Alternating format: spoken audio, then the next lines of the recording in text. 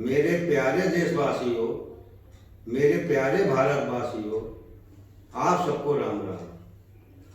आज हम आपके साथ जिस विषय पर चर्चा करने जा रहे हैं वो विषय है प्रकृति और इंसान का स्वास्थ्य। इस विषय में पहला वीडियो आपकी सेवा में हम 2-3 दिन पहले जारी कर चुके हैं।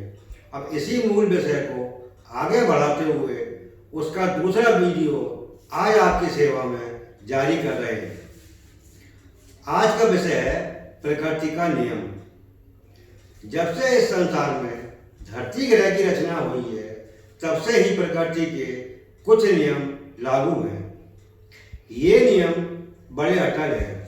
युग आते गए जाते गए, लेकिन प्रकृति के नियम ना तो कभी बदले, और जब तक ये धरती ग्रह कायम है ये प्रकृति के नियम हमेशा अटल रहेंगे, ये कभी नहीं बदलेंगे।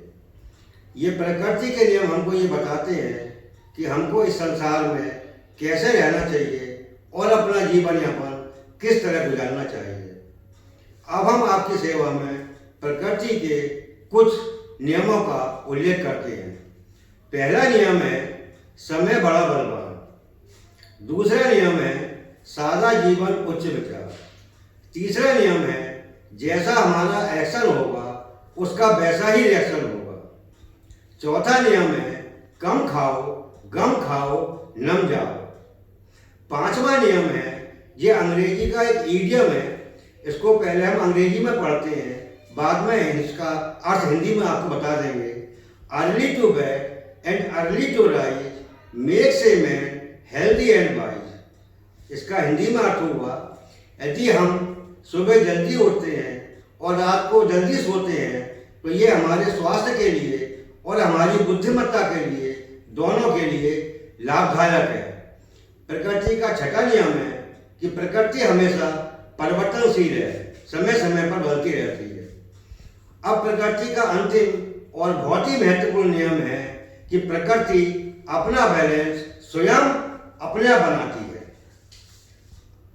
वैसे तो प्रकृति के सैकड़ों हजारों नियम हैं, लेकिन हमने यहाँ आपके सामने कुछ बहुत ही छोटे और साधारण नियमों का उल्लेख किया है। ये नियम बहुत ही महत्वपूर्ण है, इनका भाव और इनका अर्थ बहुत गहरा है और ये हमको बहुत गहरा संदेश भी देते हैं। ये नियम हमको ये बताते हैं कि हमको इस संसार में कैसे रहना चाहिए और अपना जीवन किस तरह गुजारना चाहिए। प्रकृति के नियमों की कितनी महिमा है, इस विषय में शास्त्रों में एक उल्लेख आता है। एक बहुत बड़े सिद्ध महात्मा जी ने अपने एक शिष्य को बताया था कि इंसान जितनी अधिक मात्रा में प्रकृति के नियमों का उल्लंघन करता है उसके जीवन में उतने ही अधिक दुख, समस्याएं और परेशानी आ जाती है। प्रकृति के नियमों की महिमा तो स्वयं साक्षात नारायण भगवान श्री कृष्ण ने गीता माँ के अपने दिव्य ज्ञान में गाई है। उन्होंने अर्जुन से कहा कि हे अर्जुन, मैं किसी भी जीव के जीवन में किसी भी प्रकार का कोई हस्तक्षेप नहीं करता। जो जीव जैसे कर्म करता है उसको प्रकृति के नियमों के अनुसार अपने कर्मों का फल स्वतः ही प्राप्त हो जाता है। इस तरह आप देख सकते हैं कि इन प्रकृति के नियमों की कितनी भारी महिमा है और हमारा ये धर्म बनता है, ये कर्तव्य बनता है कि हम अपने जीवन में इनका पूरी ईमानदारी के साथ और श्रद्धा के साथ इनका पालन करें, ताकि हम जीवन में सुखी भी रहें और हम जीवन में स्वस्थ भी रहें। अब हम इस विषय को आगे बढ़ाते हैं और अब जो विषय आ रहा है वो है प्रकृति के वरदान या प्रकृति के उपहार। यदि हम पूरी ईमानदारी के साथ विचार करें तो धरती से लेकर आकाश तक इस प्रकृति ने हमको सैकड़ों हजारों अनमोल, अद्भुत और महान रत्न प्रदान किए हैं। ये ऐसे रत्न हैं जिनकी महिमा का बखान करना बड़ा मुश्किल है। यह हम आपके सामने उदाहरण स्वरूप प्रकृति के कुछ वरदानों का उल्लेख करते हैं। सबसे पहला वरदान है गौ माता। दूसरा वरदान है पीपल का वृक्ष और नीम का वृक्ष। तीसरा वरदान है तुलसा जी का पौधा। चौथा वरदान है नदियाँ, तालाब, झरने और बड़े बड़े महासागर। पांचवा वरदान है अनेक प्रकार की जड़ी बूटियाँ। छठा वरदान है मौसम का परिवर्तन। हमारे देश में 3 प्रकार का मौसम होता है, सर्दी, गर्मी और बरसात। और आखिरी वरदान है बर्फ के बड़े बड़े पहाड़। प्रकृति के वरदान तो बहुत सारे हैं, लेकिन हमने उन वरदानों को उल्लेख किया है जो हमारे जीवन में बहुत महत्वपूर्ण रोल अदा करते हैं। अब प्रकृति के इस अनमोल खजाने की महिमा का जो है हम बहुत कम शब्दों में आपके सामने व्याख्या करते हैं। सबसे पहला वरदान है गौ माता। आप अच्छी तरह जानते हैं कि हमारे देश में यह परंपरा रही है कि प्राचीन काल से ही हर घर में गौ माता का पालन होता रहा है और उसी के हमको दूध प्राप्त होता था और उसी के दूध से हमको घी, मक्खन, पनीर, इस तरह की बहुत सारी चीज़ों की प्राप्ति होती थी और मनुष्य इन सब का उपयोग करता था और ये सभी चीज़ें स्वास्थ्य के लिए बहुत लाभदायक थी। आप अच्छी तरह जानते हैं यदि कोई बच्चा बीमार हो जाता है आज भी तो डॉक्टर क्या कहता है? डॉक्टर कहता है कि इस बच्चे को आप गाय का दूध पिलाइए, क्योंकि गाय का दूध हल्का भी होता है, पौष्टिक भी होता है और डाइजेस्टिव भी होता है।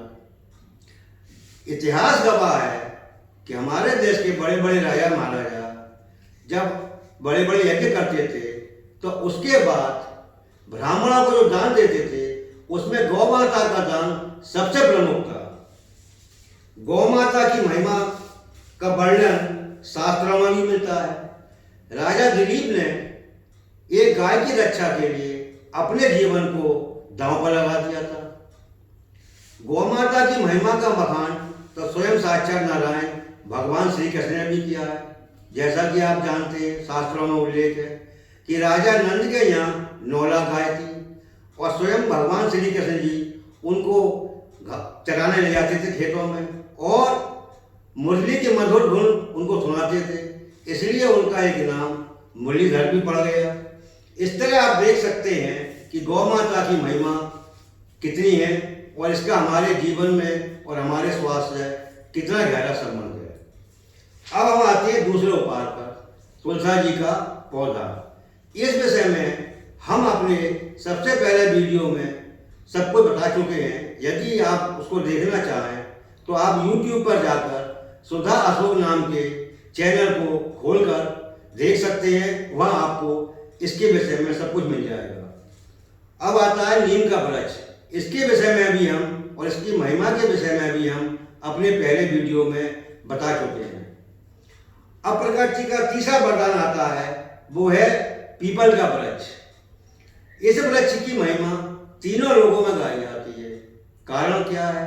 कारण ये है कि हमारे शरीर को जो ऑक्सीजन की मात्रा चाहिए वो सबसे अधिक मात्रा में इसी पीपल के वृक्ष से हमको प्राप्त होती है और प्राचीन काल से ही यह वृक्ष सनातन धर्म के अंदर पूजनीय है और आज भी हम और आप सब इस वृक्ष की पूजा करते हैं। इस वृक्ष की कितनी महिमा है, इसकी महिमा स्वयं भगवान साक्षात श्री कृष्ण ने अपने गीता माँ के दिव्य ज्ञान में कही है। उन्होंने कहा है कि हे अर्जुन, वृक्षों में मैं साक्षात पीपल का वृक्ष हूँ। प्यारे साथियों, हम अपना आज का ये दूसरा वीडियो यहाँ समाप्त करते हैं।